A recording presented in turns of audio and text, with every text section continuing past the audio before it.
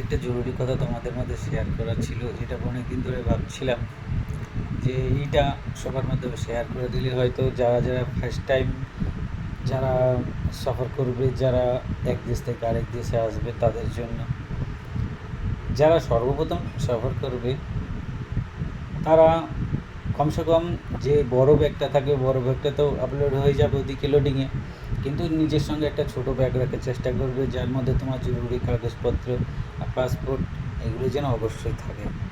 আর তারপরে তার সঙ্গে কিছু খাবার, ছোটো মোটো বিস্কুট, চিপস 2-3টি প্যাকেট এরকম রাখবেই।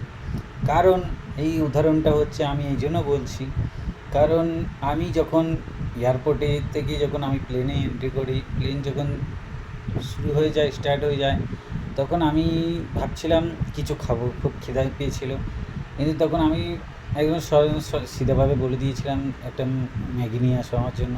ও আমাকে বলেনি যে ম্যাগিটার দাম কত।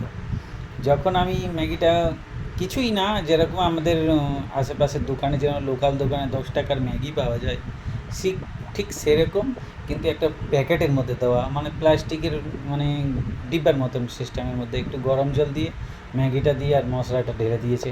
আমাকে বললো হাতে দিয়ে কি 10 মিনিট ওয়েট করো, আর 400 রুপিস, মানে 400 টাকা। তাহলে এই 10 টাকার ম্যাগিটা শুধু একটু গরম জলের মধ্যে দিয়ে আর মশলাটা ফেলে দিয়ে 400 টাকা। তাই জন্য আমি বলছি, এরমভাবে অযথা পয়সা নষ্ট না করাই উচিত। যারা যারা নতুন যাচ্ছ তাদেরকে অনুরোধ করছি, নিজের ব্যাগের সঙ্গে একটা ছোটো জলের বোতল না নিলেও চলবে, কমসে কম 2টো বিস্কুট কি 2-একটা চিপস নেবেন। হয়তো 2 ঘন্টা হোক কি 3 ঘন্টা হোক সফরের জন্য, তাতে আপনার উপকার হবে। প্লেনের মাধ্যমে কোনো কিছু জিনিস অর্ডার করবে না, শুধু জল ছাড়া।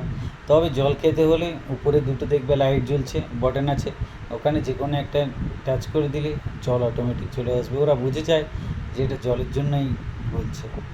তাই যাই হোক, সবাইকে সতর্ক করে দিলাম, ফালতু 10 টাকার ম্যাগির কারণে 400 টাকার জন্য কারোর লস না হয়। ধন্যবাদ, ভালো থাকবেন সবাই।